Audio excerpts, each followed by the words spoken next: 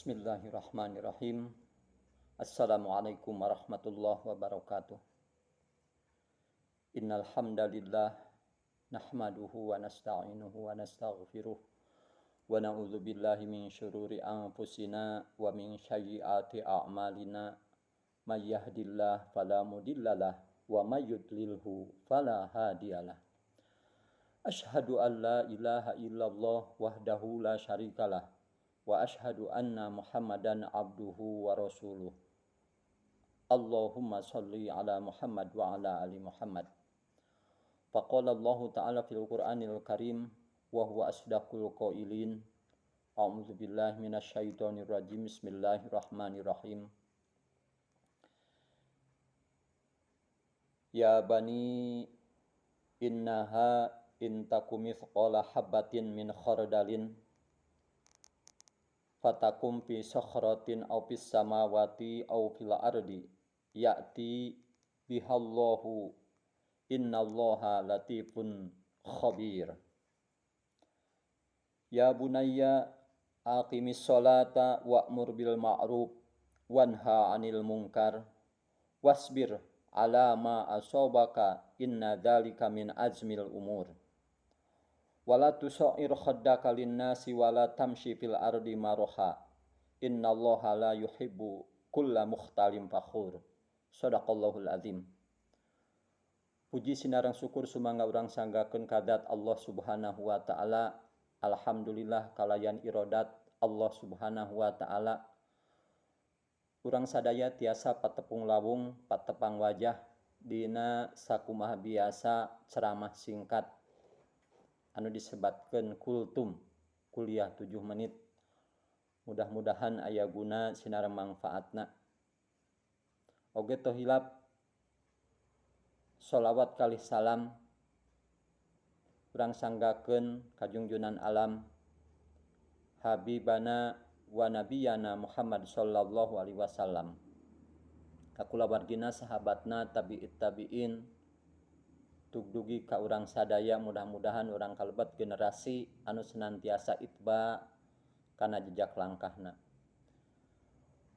Wargi-wargi anu ku pribados dipihormat, Allah Subhanahu wa taala nandeskeun dina surat Luqman ayat ka 17 sakumaha dina ieu ayat nerangkeun tentang seorang ayah anu ngadidik ka putrana nyaeta Luqman.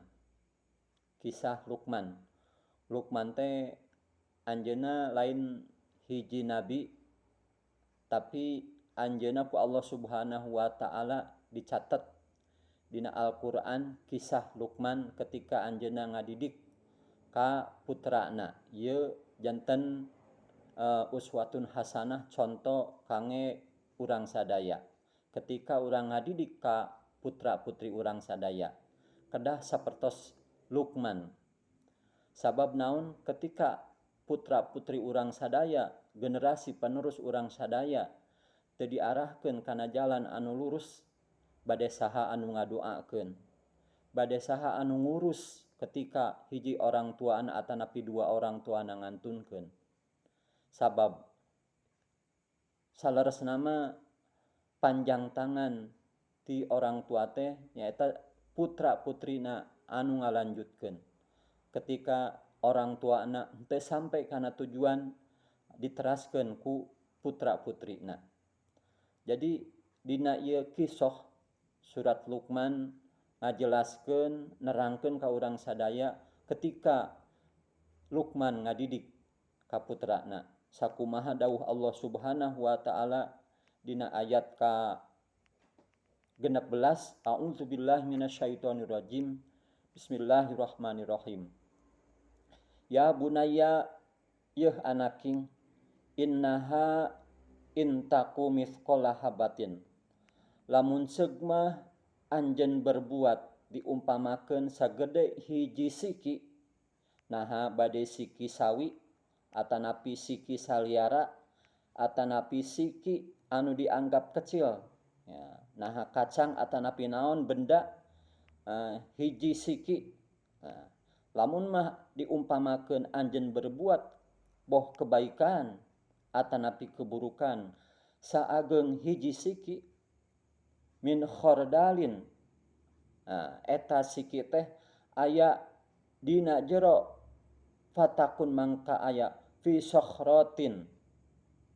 Naha eta anu siki teh aya dina jero batu au pis samawati atawa di pirang-pirang langit au fil ardi atawa eta siki teh aya di bumi ya'ti biha Allah Subhanahu wa taala baris ngaganjar Allah Subhanahu wa taala baris ngadatangkeun tina eta perbuatan naha baik atanapi eta laku lampah teh awon. Allah baris ngaganjar, Allah baris salianti ngaganjar teh berarti baris maparin akibat tina eta laku lampah naha hade atanapi goreng baris ngarasakeun ka dirina. Naha kebaikan eta lampah teh atanapi kagorengan. Innallaha latifun khabir saestuna Allah teh anu maha lembut al khabir anu maha waspada. Penafsiran atanapi penjelasan tina ieu ayat secara singkat yen ketika Luqman ngadidik ka putrana, yeuh anaking lamun mah anjeun berbuat kebaikan atanapi ngadamel hiji laku lampah nah eta lampah teh hade atanapi eta laku lampah teh goreng sok sanajan eta perumpamaan teh diumpamakeun sagede hiji siki anu dianggap ku anjeun leutik lamun mah ayeuna diumpamakeun kana perbuatan eta teh sok sanajan anu dianggap ku urang teh henteu sabaraha Allah Subhanahu wa taala bakal maparin ka dirina atanapi bakal ngaganjar ka dirina. Lamun mah dirina berbuat hade bakal kembali dampakna teh hade. Lamun mah eta perbuatan teh goreng dirina bakal ngarasakeun tina eta perbuatan teh tina kaawonanana.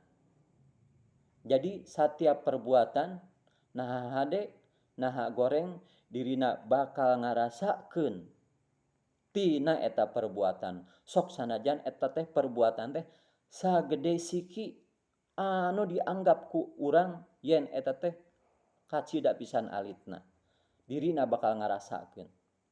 Ayat saterasna ya bunayya aqimis sholata wa'mur bil ma'ruf wanha 'anil munkar wasbir ma asobaka inna dzalika min azmil umur. Ya bunaya yeuh anaking aqimis sholata adegeun ku anjeun salat wa'mur bil ma'ruf jeung parentah ku anjeun bil ma'ruf kalawan kahadean wanha 'anil munkar jeung cegah ku anjeun anil mungkar atanapi jauhan ku anjeun anil mungkari tina kamungkaran wasbir jeung anjeun sing sabar alama asobaka tina naon perkara anu tumiba ka diri anjeun inna dzalika min azmil umur saestuna itu laku lampah teh nyaeta laku lampah anu kalintang pisan pentingna. Wargi-wargi anu dimuliakeun ku Allah Subhanahu wa taala ayat anu ka-17 nerangkeun ka urang sadaya atanapi memberi penjelasan ka urang sadaya nyaeta Luqman ketika ngadidik ka putrana ieu anu kedah ku urang sadaya disuri tauladani ieu laku lampah teh. Ieu saur Luqman ketika anjeunna ngadidik ka putrana ya bunaya wahai anakku atanapi ieu anaking aqimis sholah adegeun ku anjeun salat wa'mur bil ma'ruf jeung parentah ku anjeun kalawan hade. Maksudna salat awalu ma yuhasabu yaumal kiamati as-shalah. Jadi anu pang pertama jaga di penta pertangungan jawab di hadapan Allah Subhanahu wa taala nyaeta perkawis salat. Lamun mah eta salatna teh dirina teh rapih, bener dina tata carana, bener dina praktekna, bener dina bacaanana rapih. Insya Allah perbuatan-perbuatan anu sajana bakal salamet, bakal rapih. Tapi lamun mah nalika salatna ku Allah Subhanahu wa taala dipariksa seueur bolong-bolong, salatna henteu sesuai sareng salatna anu diparentahkeun dina Al-Qur'an, henteu sesuai sareng anu dicontohkeun dina hadis atanapi hadis Nabi, geus pasti amal-amal berikutna ge wallahu alam. Lamun mah awal pertama salatna geus acak-acakan, geus pasti amal-amal anu sajana ge berarti ruksak. Jadi awalu ma yuhasabu yaumal kiamati as-shalah. Anu paling pertama jaga dihisab, dipenta pertanggungan jawab tinimbang amal-amal anu sajen, anu langkung pertamanya eta masalah salatna. Manawi mangga urang sami-sami perbaiki salat urang. Urang hisab, urang kaji ulang deui, besi mah salat urang teh hanas urang teh ngalaksanakeun ternyata salat urang teh henteu sesuai sareng parentahna Allah, henteu sesuai sareng anu dicontohkeun ku Rasulullah sallallahu alaihi wasallam. Sareng dina prak-prakanana teu sakedik anu sakedahna mah hiji lalaki teh salatna teh kedah di masjid. Anu prioritas kajaba lamun dirina teh meureunana geus teu mampu menuju ka masjid, berjamaah di masjid. Kajen teuing hujan gede, wayahna laksanakeun seueur naha bade gange payung atanapi jas hujan sareng sajabi-sajabina. Berjamaah di masjid. Gitu. Sabab lamun mah ayeuna salat di bumi jeung di masjid geus beda. Lamun mah di bumi berarti ganjaran teh komo lamun teu berjamaah mah jeung keluarga hiji eta oge lamun bener Fatihahna. Tapi lamun mah ayeuna di masjid jadi ganjaranna teh 27. Teu acan dina satiap langkah. Menuju ka masjid ku Allah Subhanahu wa taala bakal diganjar satiap lengkahna. Gitu. Sakumaha dina ieu ayat, dina ayat ka-17, ya bunayya yeuh anaking aqimis shalah, laksanakeun ku anjeun salat, wa'mur bil ma'ruf jeung cegah ku anjeun wa'mur jeung parentahkeun bil ma'ruf kalawan kahadean, wanha anil mungkar jeung jauhan jeung cegah anil mungkari tina kamungkaran. Jadi kamungkaran teh laku lampah anu awon, laku lampah anu lepat, zina gitu nya, fitnah gitu. Bahkan henteu ngan saukur dirina pribadi ngajak anu sajen, ieu mangrupikeun kamungkaran. Jadi lain ngan saukur imbasna keur dirina pribadi tapi anu sajen kababawa, ieu kamungkaran.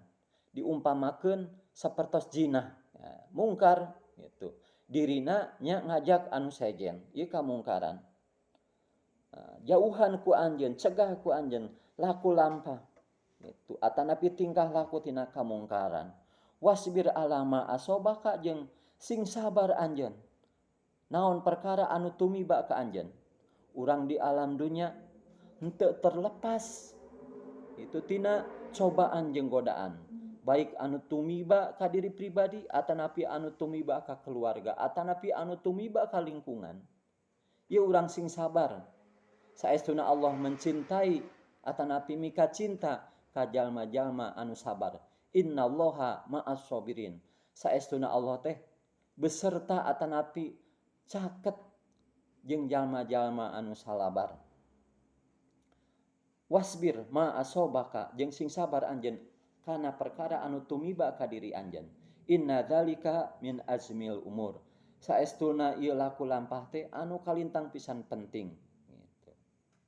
Saterasna wala tusair khaddaka linnasi wala tamshi fil ardi maraha. Innallaha la yuhibbu kulla mukhtalim fakhur. Wala tusair jeung poma anjeun ulah ngabalieurekeun khaddaka beungeut anjeun atanapi secara arti kata khodaka di dieu teh nyaeta pipi. Wala tusoir jeung poma anjeun ulah rek ngabalieureun, ulah rek malingkeun khodaka wajah anjeun, rarai anjeun linasi ti manusa-manusa. Wala tamsi fil ardi jeung poma anjeun ulah rek leumpang fil ardi di muka bumi marohan boga rasa sombong.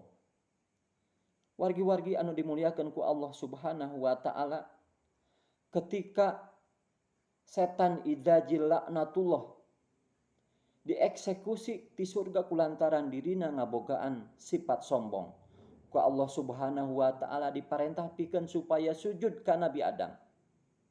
Usjudu li Adama, maka anjeun kudu sujud ka Nabi Adam. Dia dina surat Al-Baqarah. Pasajadu maka sadayana para malaikat sujud ka Nabi Adam.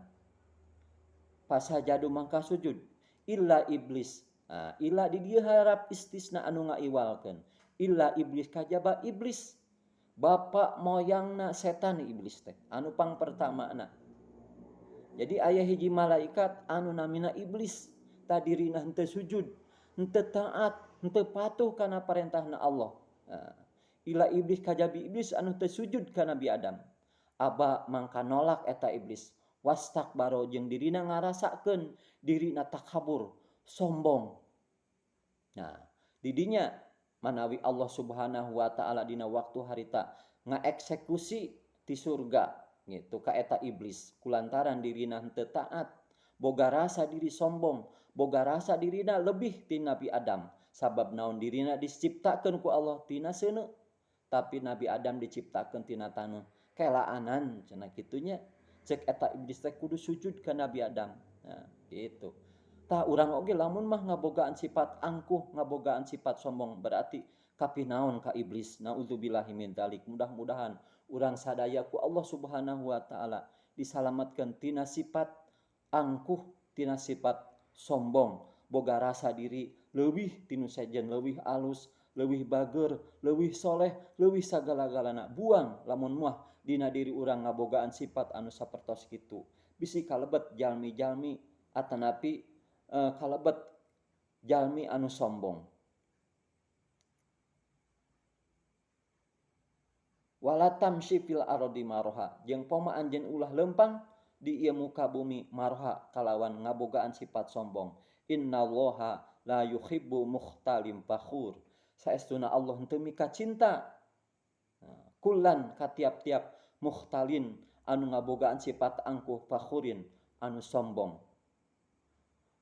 Wargi-wargi kaum muslimin wal muslimat di mana wae ayana 3 ayat anu nome pribados ngaduikeun dina surat Luqman nyaeta ayat ka 16, ayat ka 17 sareng ayat ka 18.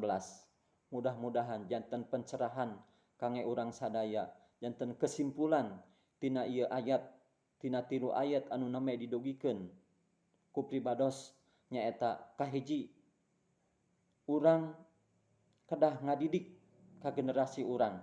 Sabab pendidikan komo di era akhir zaman ieu lamun mah urang ngaapilainkeun atanapi ngantep kajeun ka generasi urang sadaya cilaka kacida.